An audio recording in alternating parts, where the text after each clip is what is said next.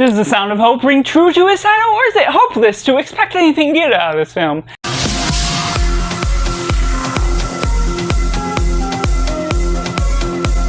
Welcome to Cinema, where we focus on the film. I'm Josh, this is Simply Cinema. Let me know in the comments below what you thought of A Sound of Hope, a Possum Trot Story. Is it good, is it bad, or somewhere right in the middle? Or if you're waiting for this review to help you decide if you're going to see it or not, make sure to like this video if you enjoy it, subscribe if you're already, join the film culture community where we talk about the love of cinema as a whole. But going right into the synopsis. Led by Reverend W.C. and Donna, his wife, there's a small town Possum Trot that leads a whole church throughout this foster care system, adopting 77 children that were the hardest to place and getting them a home that creates a movement throughout Texas. And going right into positive, I'd first like to mention that this film is brought by Angel Studios, which over this past year has been doing really good at just bringing out some really good stories that are Christian and faith-based, that are based on true stories, and just are good by the nature of being surreal with its approach and not necessarily watering down any details or trying to build things up in a way that feels unrealistic or unearned by the way they develop the characters. And this being based on a true story as well, there are certain things that may be twisted or certain things that the cinematography may adapt it differently, but as a whole, this film really dives deep into the foster care system, doesn't force feed us all information and none of the good drama that really could help us understand what's going on. It builds and feeds us the information of the foster care system, how this story has flowed out pre-2000s when this event happened, and how that builds up the characters with their different troubles or certain things that are good with their faith and trust in God, how it establishes that without forcing God into the picture in the sense that it's trying to preach a message specifically. It focuses in on its foster message while also showing their hope of community, and the themes that are surrounding that are really potent and really good for the nature of how it establishes the story without pointing out the themes directly. And so what we get out of these characters that are based on real people are just good for the nature of how it establishes the grounds of their family. They're having trouble, but they also are wanting to go into this foster care system when they feel a calling from God, and how that establishes the grounds of the film and only builds up from there, having the pastor as the father and this mother that takes care of children as well. And it establishes some troubles throughout along the way, but like I said, it builds up the ideas with a surreal environment that doesn't necessarily make the film look beautiful outside of wanting it to look appealing to a common audience, and still add some graphic details with how a foster care system is handled and certain children that are having trouble at home. There's one specific scene that really highlights the moment that really talks about how these foster kids come into play and where their background has come in from, and a lot of talk in the background, whether photos, that's graphic to some extent without being a deterrent to most people that would just commonly be going into film for. And obviously there's things much worse going out in the world, but it also doesn't hide some of the details of some of the severe cases, or even a look at some pictures of people that are injured or whatever they're showcasing, even if it's brought by just actors and makeup designers that make it look that way and not real survivors. Obviously they're not revealing anyone, but just the way they go about that is potent by the way it builds upon that, and doesn't necessarily hide the fact of abuse or mishandling, arguments between family members, and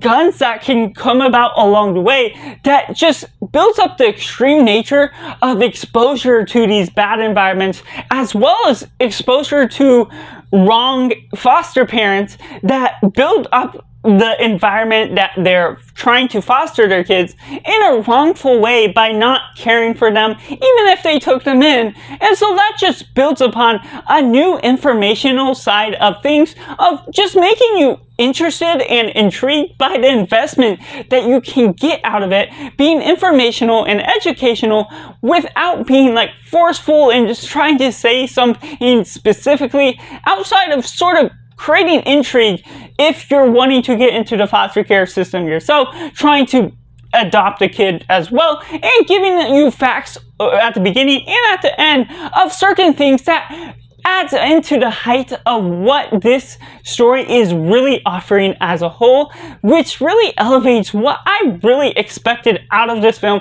going into it sort of knowing the plot and getting a lot more out of it, because while it's not elevated with action, it's a 2.5-hour runtime. It builds upon its characters with good substance, and the way it progresses, it's a slower pace. It has an episodic sort of feel to it, but it all feels like it's earning towards something because of the way that it doesn't rush through things, water the progress down of how a child is recovering from their past abuse. It's going through little victories while also downfalls once again, especially with this one girl they focus on who believes she's a cat, and they sort of go through different things where she's talking with a counselor, you see her at home, and she's sort of making progress, but then she resorts back to her normal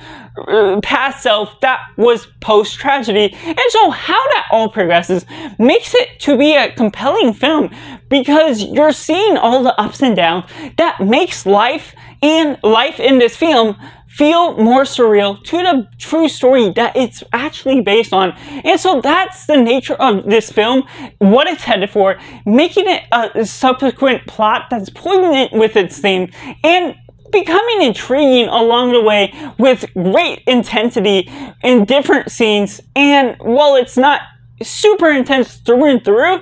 it also builds upon itself quite well, even with its own pacing. And going into some of the mixed elements, this is surrounded by a church setting, and I'm always wanting to include it in the mixed elements, what you need to be aware of if something, for some reason, turns you off. This is a religious-based film that's surrounding more of the faith-based things, and Angel Studios is a good studio that handles a look at real life, and its main focus is on the foster care system more than it is on preaching a message about God and watering things down along the way that sort of tries to hide little details that makes life difficult. And so this film could lend itself well to many people, even if it is based around a church setting, a religious group that is fostering these childs, because this still is a fostering